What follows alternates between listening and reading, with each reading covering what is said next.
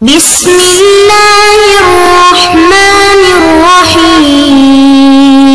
بسم اللہ الرحمن الرحیم۔ علم مقاصد شریعہ۔ علم مقاصد شریعہ کا آج سبق نمبر 31 ہے۔ آج کے سبق کا عنوان ہے مقاصد شریعہ کی پہچان اسباب نزول کے ذریعے۔ آج کے سبق میں ہم اس پر گفتگو کریں گے کہ مقاصد شریعہ کو ہم اسباب نزول کے ذریعے سے بھی پہچان سکتے ہیں۔ پچھلے سبق میں یعنی سبق نمبر 30 میں ہم نے یہ بیان کیا تھا کہ مقاصد شریعہ کی پہچان احکامات کی علتوں کے ذریعے سے بھی ہو سکتی ہے۔ اس میں یہ بتایا تھا کہ علتوں سے مقاصد کی پہچان یہ سب سے آسان طریقہ ہے، اور پھر اس کے بعد بتایا تھا کہ علل کی ایک قسم علل منصوصہ ہے اور ایک علل غیر منصوصہ علل مستنبطہ، تو دونوں سے مقاصد شریعہ کی پہچان ہم کر سکتے ہیں۔ پھر اس میں ہم نے یہ تفصیل سے ذکر کیا تھا کہ قرآن مجید میں یا حدیث میں اس کے لیے جو علل کے لیے الفاظ استعمال ہوتے ہیں ان میں سے چند مثالیں دی تھی، جیسے من اجلی کا لفظ ہے، اسی طرح کئی کا لفظ ہے، اور اسی طرح لام تعلیل ہے، اور امر و نہیں کے بعد ان کا ہے۔ اور یہ شروع میں ذکر کیا تھا کہ یہ جو ہماری بحث چل رہی ہے اس کا عنوان ہے مقاصد شریعہ کو ثابت کرنے کے طریقے۔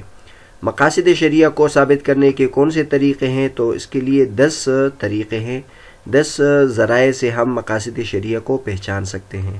سب سے پہلے قرآن ہے، پھر سنت ہے، پھر امر و نہی ہے، اس طرح استقراء اور تتبع اور تلاش ہے، 5ویں نمبر پر احکامات کی علتیں ہیں۔ تو ان کے مباحث پچھلے اسباق میں ہو چکے ہیں۔ آج کے سبق میں ہم اسباب نزول کے بارے میں ذکر کریں گے۔ اس کے بعد پھر شارع کا سکوت ہے، آثار صحابہ ہے، عقل سلیم ہے، فطرت سلیمہ ہے۔ انشاءاللہ ان سب کے بارے میں آگے تفصیل آ جائے گی۔ آج کا جو ہمارا سبق ہے وہ اسباب نزول سے متعلق ہے۔ آپ کو پتہ ہے کہ اسباب نزول کا مطلب کیا ہوتا ہے؟ اسباب نزول کا مطلب یہ ہوتا ہے کہ جو واقعہ ہوتا ہے، نبی کریم صلی اللہ علیہ وسلم نے یا اللہ تبارک و تعالیٰ نے جو ارشادات ہمیں بیان فرمائے ہیں تو یہ کسی واقعہ سے ریلیٹڈ ہوتے ہیں، اس سے متعلق ہوتے ہیں۔ تو اگر ہمیں ان واقعات کی تفصیل معلوم ہو جائے تو اس کی وجہ سے پھر اس نصوص شریعہ کو اچھے طریقے سے ہم سمجھ سکیں گے، اس میں شارع کے جو مقاصد ہیں اس کو ہم معلوم کر سکیں گے۔ جیسے کہ آپ یہ ایک ضرب الامثال آپ نے سنے ہوں گے، تو ان ضرب الامثال کے پیچھے ایک واقعات ہوتے ہیں، قصص ہوتے ہیں، تو اگر ان قصوں کو بیان کیا جائے، پھر اس ضرب الامثال کو ذکر کیا جائے تو پھر سمجھ میں آ جاتا ہے اچھے طریقے سے۔ تو لہٰذا جیسے اسباب نزول تفسیر کے لیے اور تشریح کے لیے ضروری ہے، اس طرح مقاصد شریعہ میں بھی اس کا فائدہ ہوتا ہے۔ چنانچہ یہاں ہم مثالیں ذکر کریں گے باقاعدہ، جس میں آپ کو معلوم ہو جائے گا کہ کیسے ان احادیث میں یا ان آیات میں مقاصد شریعہ کو ہم نے اسباب نزول سے معلوم کیا ہے۔ تو اسباب نزول کی پہچان کی بہت زیادہ اہمیت ہے۔ اگر اسباب نزول ہمیں معلوم نہیں ہوگا تو اس کے ذریعے سے ہم جو نصوص ہے اس کو صحیح طریقے سے سمجھیں گے نہیں۔ تو مقاصد کی طرف پہنچنے اور اسباب نزول کے ذریعے سے ہم جو الفاظ کے جو عموم ہے اس سے ہم نکل کر جو مقصد ہے اس کی طرف ہم آسانی کے ساتھ چل سکتے ہیں۔ تو یہاں چند مثالیں آپ کے سامنے ذکر کی جاتی ہے، وہ یہ ہے کہ ایک حدیث ہے، مشہور حدیث ہے کہ جو شراب پینے والے تھے ان کو نبی کریم صلی اللہ علیہ وسلم کے زمانے میں، یہ جو حدیث ہے آپ دیکھ لیں، یہ در منصور کے حوالے سے ہے، یعنی حدیث کی کئی کتابوں میں بھی ہے لیکن بہرحال یہ مشہور حدیث ہے۔ حضرت اکرمہ ابن عباس رضی اللہ عنہ سے نقل کرتے ہیں کہ جو شراب پینے والے تھے نبی کریم صلی اللہ علیہ وسلم کے زمانے میں ان کو ہاتھوں سے مارا جاتا تھا، یا جوتیوں سے مارا جاتا تھا، یا لاٹھیوں سے مارا جاتا تھا، یہاں تک کہ نبی کریم صلی اللہ علیہ وسلم کا انتقال ہوا۔ یعنی جو شراب پیتے تھے تو ان کے لیے کوئی خاص سزا مقرر نہیں تھی، کبھی ان کو ہاتھ سے مارا، کبھی جوتیوں سے مارا، کبھی لاٹھی سے مارا۔ پھر جب حضرت ابوبکر صدیق رضی اللہ عنہ کے خلافت کا زمانہ آیا تو ابو بکر صدیق رضی اللہ عنہ کو 40 کوڑے مارتے تھے. حضرت عمر رضی اللہ عنہ کا زمانہ آیا تو 40 کوڑے لگائے جاتے تھے. پھر ایک قصہ پیش آیا، وہ یہ کہ ایک شخص آیا جو مہاجرین اولین میں سے تھا، اس نے شراب پی تھی. تو حضرت عمر رضی اللہ عنہ نے حکم کیا کہ ان کو کوڑے لگا دیے جائیں. تو اس نے کہا کہ مجھے تم کوڑے کیوں مارتے ہو جبکہ تمہارے سامنے کتاب اللہ موجود ہے، اللہ تبارک و تعالیٰ کی کتاب ہے، اس میں تو کوڑوں کا ذکر نہیں ہے. حضرت عمر رضی اللہ تعالیٰ عنہ نے فرمایا کہ تم اللہ تبارک و تعالیٰ کی کتاب میں کہاں یہ پاتے ہو کہ میں تمہیں کوڑے نہیں ماروں گا؟ تو اس نے یہ آیت پڑھ لی. آیت یہ ہے قرآن مجید میں اللہ تبارک و تعالیٰ فرماتے ہیں لیس علی الذین آمنوا وعملوا الصالحات جناح فیما طعموا. اب اس آیت کا میں اللہ تبارک و تعالیٰ فرماتے ہیں کہ جو لوگ ایمان لائے اور نیک اعمال کرے، اس کے بعد جو کھائے جو پیے ان میں کوئی حرج نہیں ہے. تو اب اس آیت کو دیکھ لے. اس آیت سے وہ یہ استدلال کر رہا تھا کہ جو کھائے جو پیے اس پہ کوئی رکاوٹ نہیں ہے، اس پہ کوئی تنگی نہیں ہے، اس کو ممانعت نہیں ہے. لہٰذا اس شخص نے کہا کہ میں ایمان لے کر آیا ہوں اور میں نے نیک اعمال بھی کیے ہیں، اور میں نبی کریم صلی اللہ علیہ وسلم کے ساتھ جنگ بدر، جنگ احد، جنگ خندق اور تمام معرکوں میں شریک ہوا، تو لہٰذا تم مجھے کیسے کوڑے مار سکتے ہو؟ حضرت عمر رضی اللہ تعالیٰ عنہ نے فرمایا کہ کوئی اس کے اشکال کا جواب دے سکتا ہے. تو ابن عباس رضی اللہ تعالیٰ عنہ نے فرمایا کہ یہ جو آیتیں ہیں یہ تو ایک خاص پس منظر میں نازل ہوئے ہیں. یہ آیتیں ان لوگوں کے لیے نازل ہوئی ہے جنہوں نے شراب کے حرمت سے پہلے شراب پی لی تھی. تو جب شراب کی حرمت نازل ہوئی تو بہت سارے لوگ حضور صلی اللہ علیہ وسلم کی خدمت میں حاضر ہوئے اور انہوں نے عرض کیا یا رسول اللہ ہم نے تو اس سے پہلے شراب پی ہے اور جبکہ یہ حرام چیز ہے. تو حضور صلی اللہ علیہ وسلم نے اس موقع پر یہ آیت ان کے لیے نازل ہوئی کہ جو ایمان لائے اور نیک اعمال کی تو جو انہوں نے پہلے کھایا پیا ہے اس پر کوئی حرج نہیں ہے. باقی جو شراب کی حرمت ہے تو وہ تو قرآن مجید میں اس کے بارے میں آیا یا ایھا الذین آمنوا انما الخمر والمیسر والانصاب والازلام رجس من عمل الشیطان فاجتنبوہ، کہ شراب اور جوئے سے آپ بچو، یہ گندگی اور حرام ہے. تو لہٰذا یہ شراب تو حرام ہے. تو وہ جو پہلی والی آیت ہے اس سے اب یہ جو استدلال ہے کہ جو بھی آدمی کھائے پیے یہ درست نہیں ہوگا. اس کے بعد حضرت عمر رضی اللہ تعالیٰ نے فرمایا کہ آپ نے صحیح فرمایا. حضرت علی رضی اللہ تعالیٰ عنہ نے فرمایا کہ جب انسان شراب پیتا ہے تو وہ نشہ ہوتا ہے، اور جب وہ نشے میں آ جاتا ہے تو وہ ہذیان بکتا ہے، اور جب وہ ہذیان بکتا ہے تو وہ دوسرے پر تہمت لگاتا ہے، اور جو دوسرے پر تہمت لگاتا ہے اس کے لیے 80 کوڑے ہیں، اور یہ قرآن مجید میں ہے. تو لہذا حضرت عمر رضی اللہ تعالیٰ عنہ نے 80 کوڑے اس کو لگائے. تو اب اس واقعے میں آپ نے ملاحظہ کیا کہ کیسے ایک کو حکم شرعی ہے اور ظاہر آیت سے اس کے لیے استدلال غلط طور پر کیا جاتا ہے، لیکن صحیح طور پر ہم سمجھے تب جب کہ اس کے شان نزول کو ہم نے ملاحظہ کیا. یہ ایک مثال ہوئی.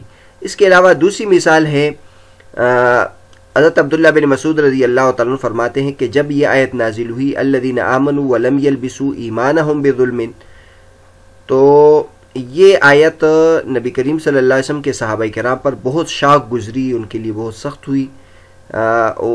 وہ کہنے لگے کہ ہم میں سے کون ہے جس نے اپنے آپ پر ظلم نہیں کیا. آیت میں یہ ہے کہ وہ لوگ جنہوں نے ایمان لایا ہے اور جنہوں نے اپنے ایمان کے ساتھ ظلم کا ملاوٹ نہیں کیا ہے تو وہ جنت میں جائیں گے، یعنی آیت کا مقصد یہ ہے.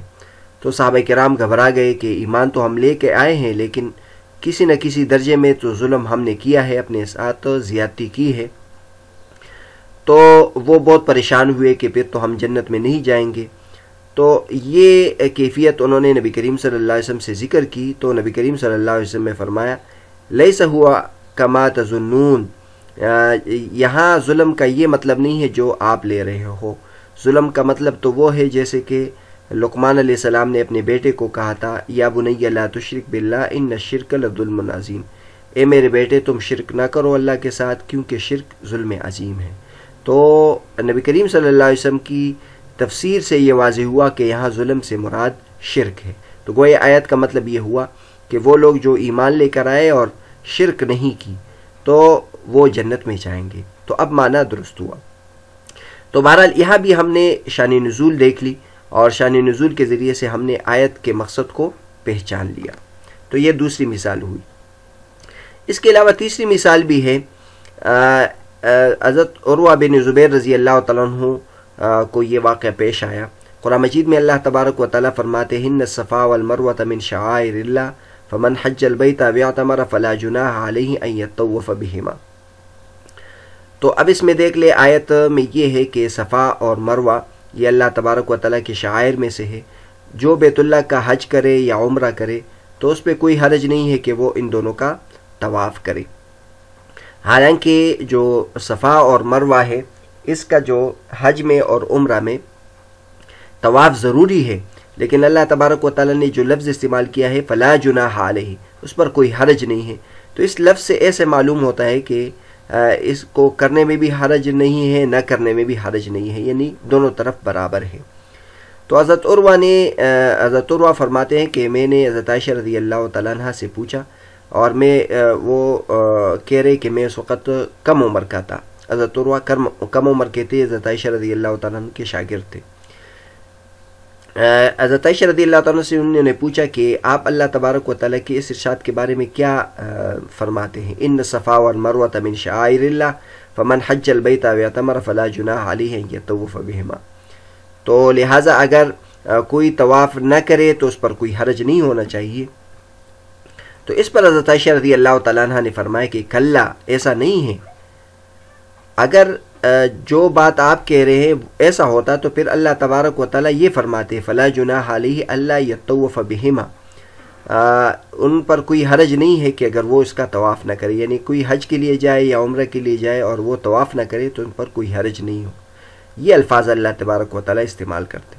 یہاں اللہ تبارک و تعالیٰ نے یہ الفاظ استعمال کیے کہ اگر کوئی یہ طواف کرے تو ان پر حرج نہیں ہے. اور اس کی وجہ یہ ہے کہ یہ آیت ایک خاص پس منظر میں نازل ہوئی کہ جو انصاری صحابہ کرام تھے وہ منات کی عبادت کرتے تھے، اور جو منات بت تھا یہ قدید کے بالمقابل ہوتا تھا. تو جب وہ صفا اور مروہ کا طواف کرتے تھے تو وہ اس کو یعنی حرج اس میں سمجھتے تھے کہ وہ صفا اور مروہ کا طواف کرے، کیونکہ صفا اور مروہ کی وجہ سے وہ پھر اس کا بھی طواف لازم آتا تھا جو بت ہے. تو لہٰذا وہ تکلیف میں مبتلا تھے کہ اس طرح تو ہم گناہگار ہو جائیں گے. تو جب اسلام آیا تو انہوں نے نبی کریم صلی اللہ علیہ وسلم سے پوچھا. نبی کریم صلی اللہ علیہ وسلم نے فرمایا کہ ان صفا والمروۃ من شعائر اللہ، صفا اور مروہ جو ہے یہ شعائر اللہ میں سے ہے. لہٰذا جو حج کرے یا عمرہ کرے تو ان پر کوئی حرج نہیں ہے کہ وہ ان کا طواف کرے. یعنی اس میں بتوں کی عبادت نہیں ہے یا اس کی جو مشابہ ہونے کی صورت ہے وہ یہاں نہیں ہے، کیونکہ یہ اللہ کے شعائر میں سے ہے اور اللہ تبارک و تعالیٰ کی طرف سے حکم ہے، لہٰذا یہ اللہ تبارک و تعالیٰ کی عبادت ہے. تو آپ نے اس تیسرے مثال میں بھی ملاحظہ کیا کہ کیسے ایک آیت سے ان الصفا والمروۃ من شعائر اللہ فمن حج البیت واعتمر فلا جناح علیہ یطوف بہما، اس سے کیسے یہ وہم ہوتا تھا کہ صفا اور مروہ میں جو صحیح ہے وہ واجب نہیں ہے، ضروری نہیں ہے. لیکن جب ہم نے اس آیت کے شان نزول کو دیکھا تو اس سے معلوم ہوا کہ یہ ایک خاص مقصد کے لیے یہ فلا جناح علیہ کے الفاظ استعمال ہوئے ہیں، یعنی اس میں شرک کا شائبہ نہیں ہے، یہ مطلب ہے. لہذا آج کا جو ہمارا سبق تھا وہ اس بارے میں تھا کہ مقاصد شریعہ کی پہچان اسباب نزول کے ذریعے سے بھی ہم کر سکتے ہیں. تو اس میں ہم نے اسباب نزول کی پہچان کی اہمیت ذکر کی اور پھر مثالوں کے ذریعے سے ہم نے اس کو واضح کیا. اگلے سبق میں ہم اس پر گفتگو کریں گے کہ مقاصد شریعہ کی پہچان شارع کے سکوت کے ذریعے سے بھی ہو سکتا ہے، یعنی جن جن جگہوں میں شارع خاموش ہے، اللہ تبارک و تعالی خاموش ہے، اللہ کے نبی خاموش ہے، تو اس کے ذریعے سے بھی ہم مقاصد شریعہ کو پہچان سکتے ہیں۔